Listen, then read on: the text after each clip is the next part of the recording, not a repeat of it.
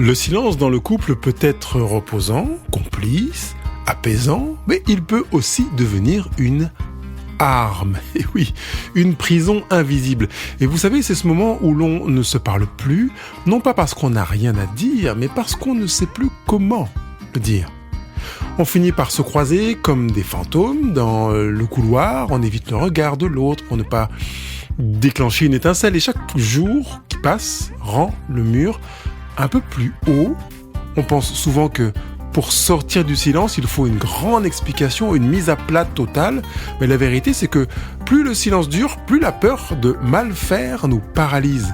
Aujourd'hui, on va voir ensemble comment rompre ce silence sans tout faire exploser, comment poser la première brique de la réconciliation et quels sont les mots exacts, les scripts de secours, je pourrais les appeler comme ça, pour briser la glace sans se sentir vulnérable ou humilié. Je vais te donner aujourd'hui des clés concrètes pour que ce silence ne soit plus une fatalité, mais juste une parenthèse que l'on décide de fermer ensemble. Mets tes écouteurs, installe-toi confortablement, on va rallumer le dialogue.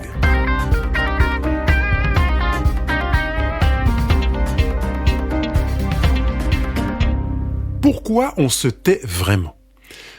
Le silence est une arme possible, comme je l'ai évoqué tout à l'heure, et je vais proposer peut-être trois points que je vais chercher à imager pour t'aider à bien t'en souvenir.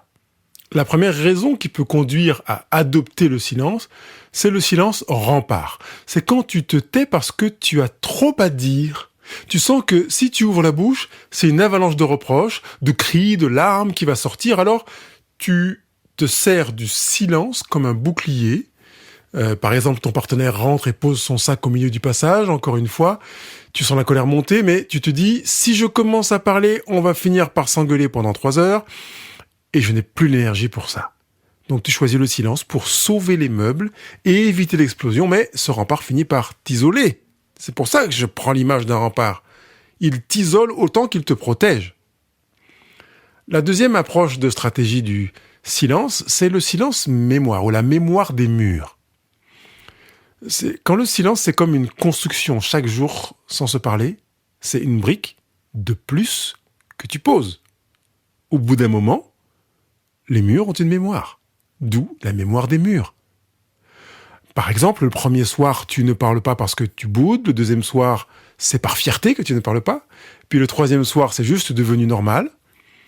Tu veux lui raconter une anecdote sur ta journée, mais tu te retiens, parce que briser le silence après 72 heures, ça te semble tout à coup bizarre, presque déplacé. Tu as oublié l'origine du conflit, mais tu es resté prisonnier ou prisonnière de la structure du silence que vous avez bâti ensemble depuis la tension. Et puis, le troisième aspect de cette anatomie du silence, c'est le désert affectif. C'est quand vous vivez sous le même toit, mais dans 2 fuseaux horaires émotionnels totalement différents. Vous êtes assis à 30 cm l'un de l'autre sur le canapé, chacun sur son téléphone, tu entends sa respiration, tu vois sa présence, mais tu as l'impression qu'un océan vous sépare. C'est ce désert affectif où la communication est devenue purement logistique. Et ça s'illustre par des paroles comme « tu as cherché le pain ?» ou « qui récupère les enfants ?» ou on est vraiment sur de la technique, du fonctionnel. Du coup, le décor de votre couple est présent, il est bien là, mais la vie et la connexion ont quitté la pièce. C'est cette déshydratation du lien qui fait le plus mal. Alors, il y a une réalité toxique dans cette manière de vivre la relation dans ces 3 formes de silence, entre autres. Et quand on en prend conscience, on se dit que ce serait quand même bien de déverrouiller ce qui s'est fermé, et en plus dans verrou, il peut y avoir même rouille quelque part, même si c'est pas présent dans l'étymologie du mot, mais de faire en sorte que le rempart ou les remparts que l'on a progressivement érigés, que les murs que l'on a montés et qui ont de la mémoire, et que ces déserts affectifs fondent, disparaissent, soient anéantis et détruits. Il est donc temps de reprendre la parole. Seulement, comment se parler après une longue période de silence ? C'est souvent la question que l'on se pose, parce qu'on a des verrous psychologiques. On se dit, mais Si je reprends la parole, c'est un signe de faiblesse. Ce serait plus judicieux que, compte tenu de ce que nous avons vécu ensemble, ce soit mon partenaire qui prenne la parole, parce que, vu son comportement, quand même, tu te rends bien compte qu'il a un peu poussé le bouchon, qu'il a exagéré, ou que son propos était inadapté. Et ce que cache cette manière de penser, c'est qu'on a le sentiment que c'est un signe de faiblesse que de prendre soi-même l'initiative de prendre la parole. C'est exactement ce que l'on appelle un verrou psychologique. Je ressens le besoin de prendre la parole, de renouer le dialogue, mais si c'est moi qui le fais, c'est un signe de faiblesse. Par conséquent, je ne le fais pas. Et la situation reste en l'état.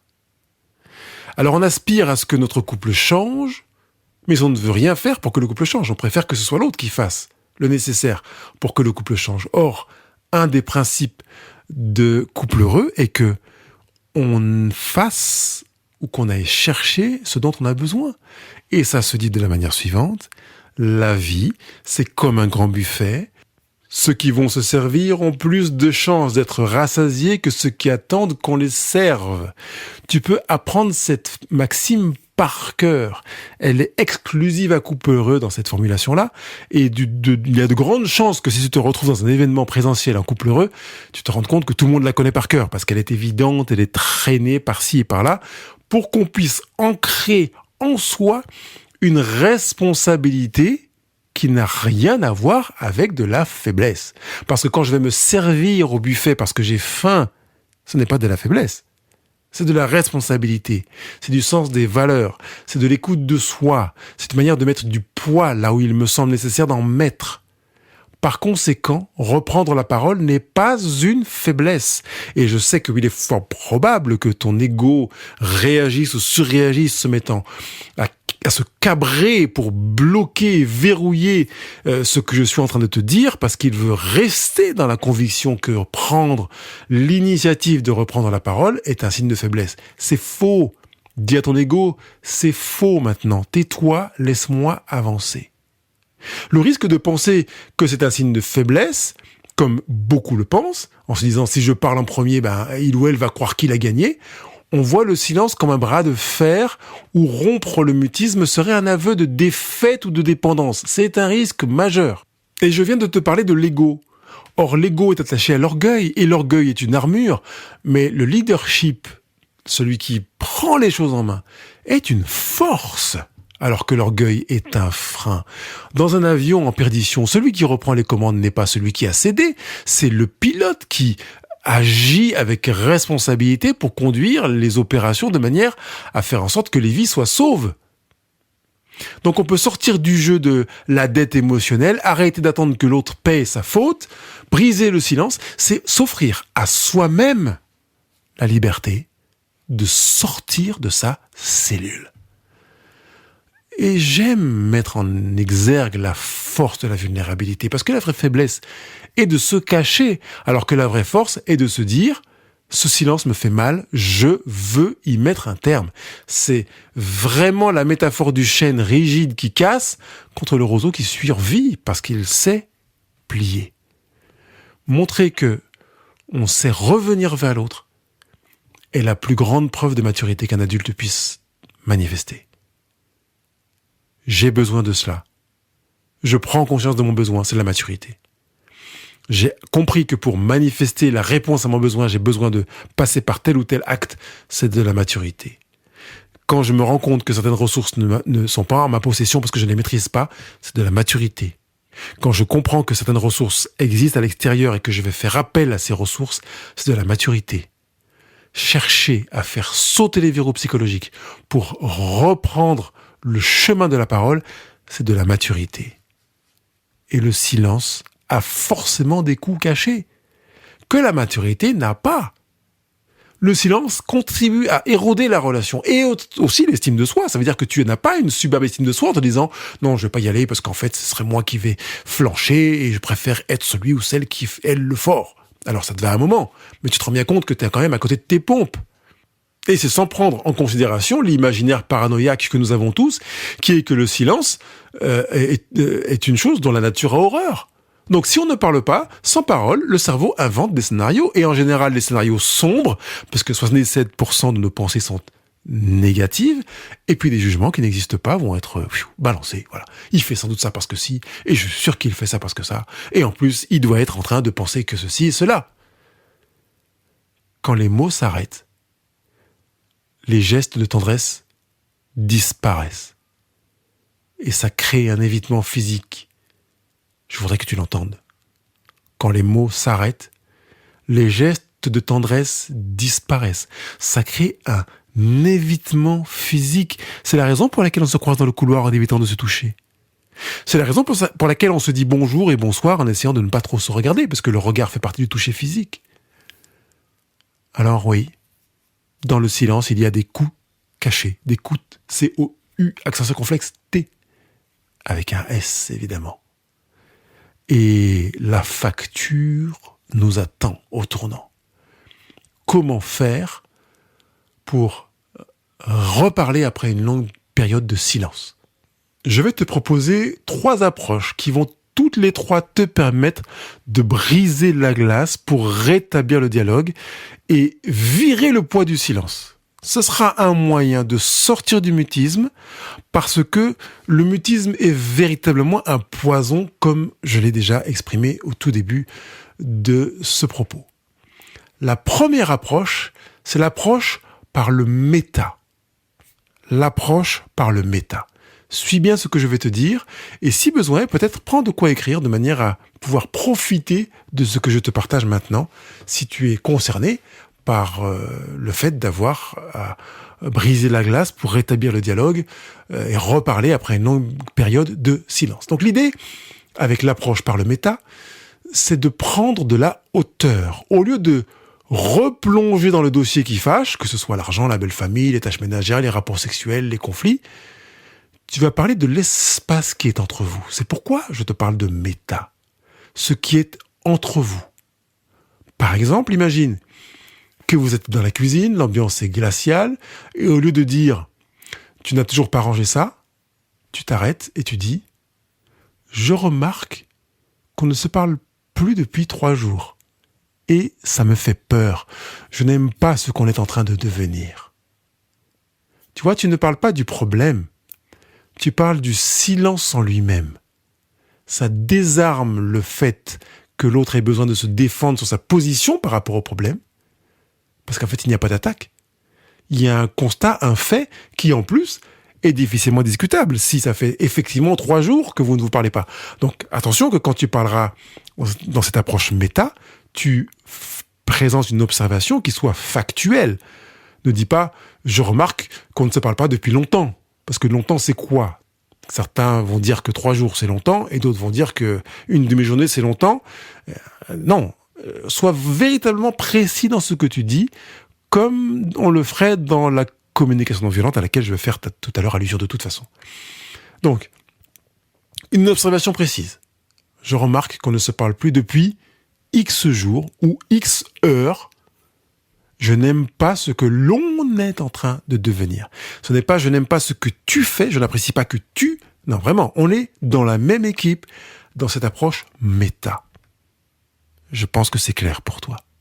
Deuxième stratégie pour craquer l'armure, pour briser la glace et rétablir le dialogue, c'est la lettre de transition. Parfois, le regard de l'autre est trop lourd et on se dit, si je vais parler, ça va pas être évident. Ou bien tu as la gorge trop nouée pour que les mots sortent. C'est là que le fait d'écrire devient ton allié. Évidemment, sans te surprendre, si tu es déjà dans un programme avec moi ou en séance de coaching, tu sais que je vais te recommander vivement d'aller sur ton cahier de vie. Tu vas donc écrire brut de décoffrage. Ne cherche pas à trier, à améliorer, à embellir, à veiller à ce que les propos ne soient pas trop ceci ou trop cela. Écris les choses comme ça vient jusqu'à épuisement d'idées et d'émotions. Et quand tu as fini, tu vas aller trier de ce que tu as écrit, ce que tu veux transmettre à ton partenaire, en veillant à miser sur la construction. Ça veut dire que tu vas réduire toutes les expressions dans lesquelles ton partenaire pourrait se sentir visé, ciblé, attaqué, pour mettre en évidence les éléments d'observation et les aspirations qui sont de l'ordre de la singularité, donc tes aspirations à toi, et ce qui peut vous faire du bien à vous. Quand donc tu as fait le tri, que tu as rédigé ta lettre au propre, même si tu ne lui la donnes pas, mais tu peux la lui donner, comme tu peux la lui lire, comme bon te semble.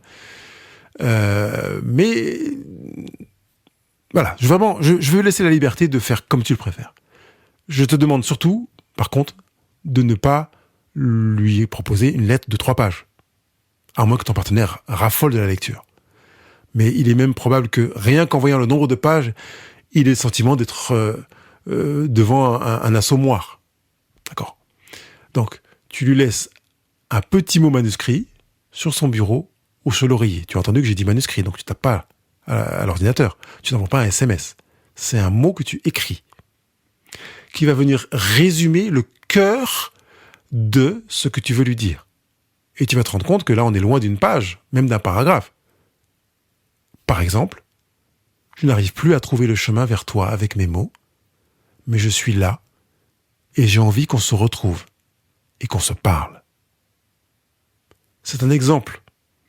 Je ne te dis pas de recopier cette phrase et de la lui donner en l'état, à moins qu'elle te corresponde pleinement. Et ce qui montrera qu'elle te correspond pleinement, c'est que quand ton partenaire la lira, il se dira « Tiens, ça c'est bien la plume de mon partenaire ».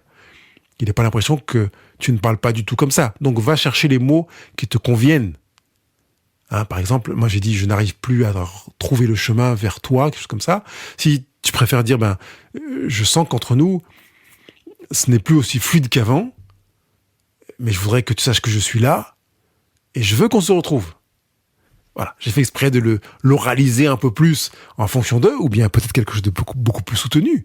Je n'arrive plus à trouver le chemin qui nous permet de nous reconnecter l'un à l'autre parce que les mots me manquent, mais sache que je suis là et l'envie est également très forte et présente que l'on se retrouve. Par exemple, choisis les mots qui font que tu te retrouves, tu te ressembles et que surtout ton partenaire se dira « Oh, c'est bien mon partenaire ». J'insiste bien là-dessus. Et la lettre que j'appelle la lettre de transition est à voir comme un pont que tu jettes pour que l'autre puisse le traverser quand il sera prêt. J'insiste sur quand il sera prêt.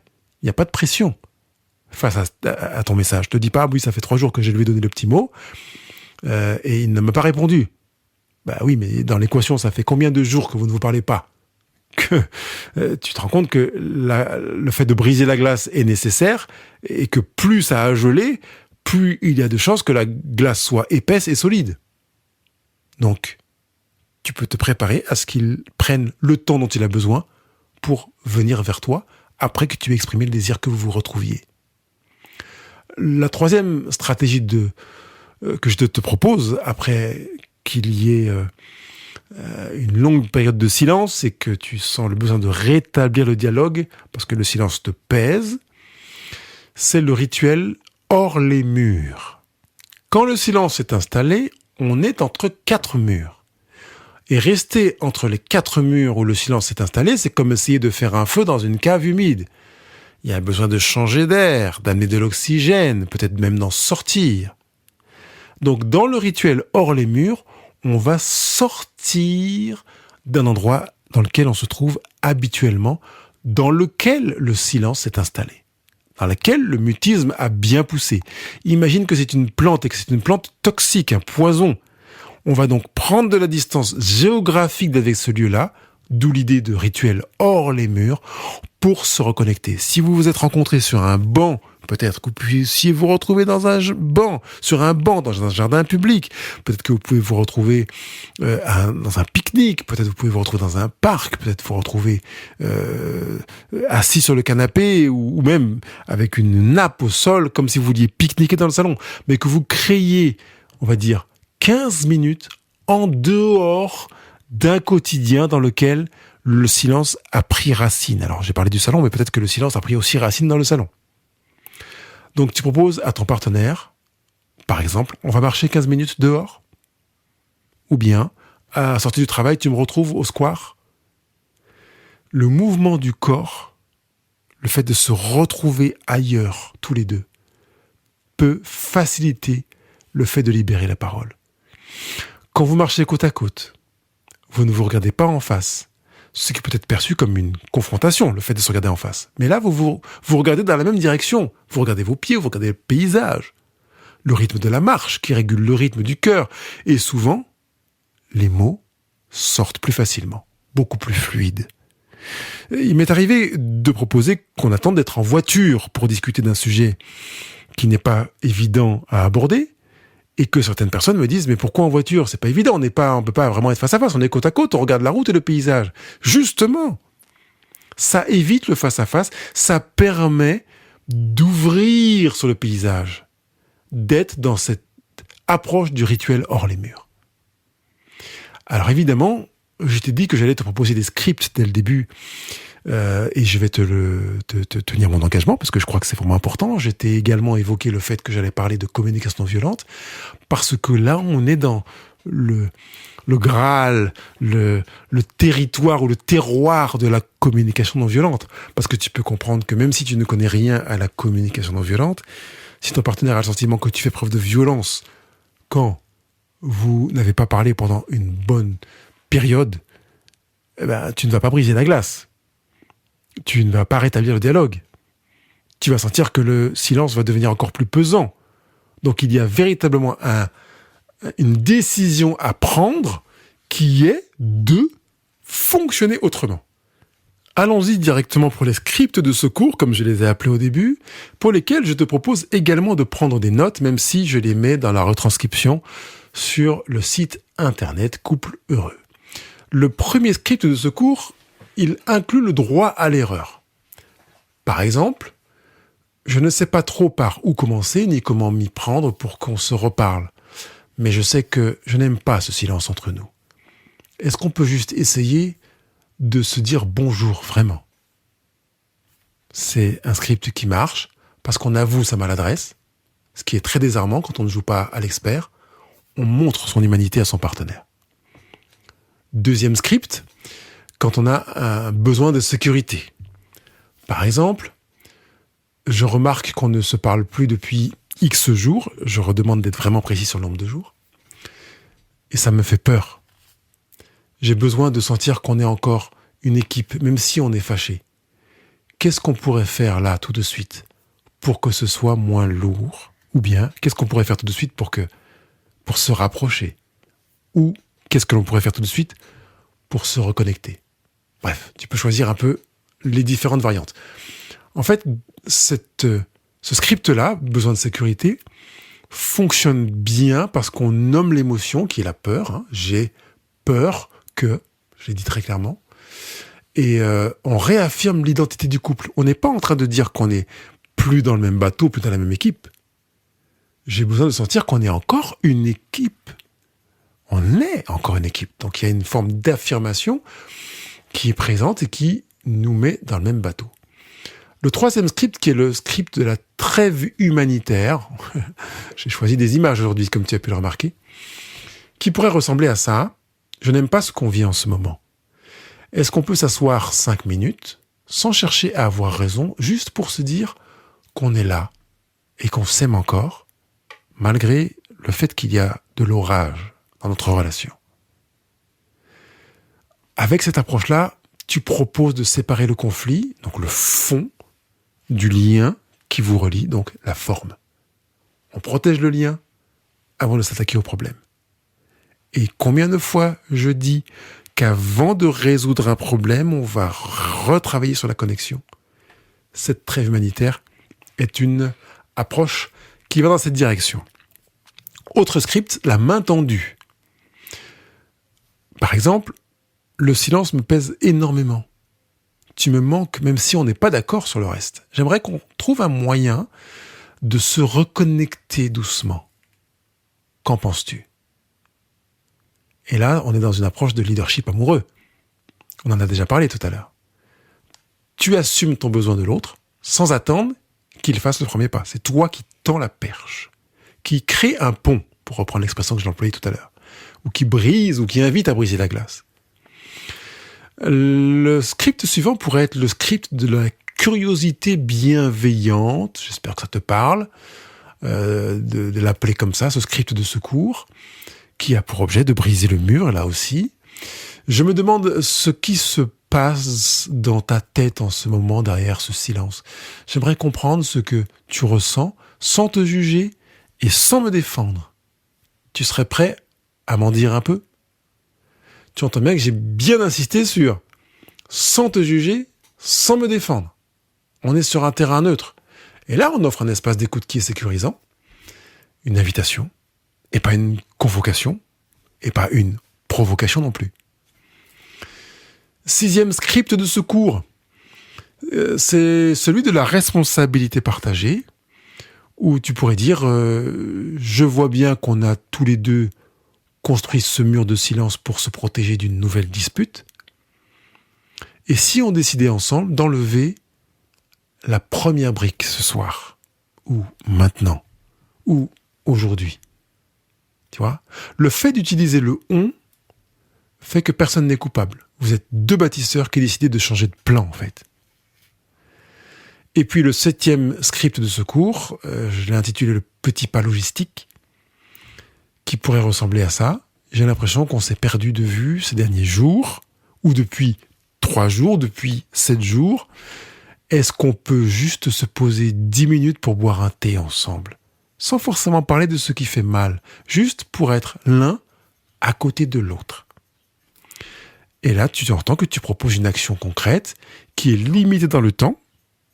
Il n'y a pas de pression ou de tension majeure. C'est moins impressionnant qu'une grande discussion où on se retrouve pour en parler ensemble. Non. Juste pour boire un thé ensemble. Ou pour jouer à un jeu de société ensemble. Comprends bien que ces scripts de secours sont des pistes. C'est une mentalité, un état d'esprit qui a pour objet de faire en sorte que l'on remette du lien là où il y a encore de la tension ou de la distance. L'idée, c'est pas de sortir de là en se disant maintenant, on peut parler des sujets. Non, surtout pas. L'idée, c'est juste de briser la glace, de jeter un pont, de se reconnecter. On a besoin d'apprendre à se disputer sans se taire. Mais quand on est resté longtemps, pendant une longue période de silence, sans se parler, eh bien, on a besoin d'apprendre à rétablir le dialogue, à briser la glace. Comprendre que l'écoute attentive est une manière de recevoir l'autre sans préparer sa défense. Et qu'on a à chercher à se recevoir réellement, profondément, authentiquement, même quand ça continue à faire mal. Parce que ce qui fait mal, c'est pas le partenaire. C'est le différent entre soi et le partenaire. On peut donc passer du bon moment, 2 bons moments, avec ce différent qui sera traité de manière beaucoup plus mature et apaisée si la relation est meilleure. Donc, go!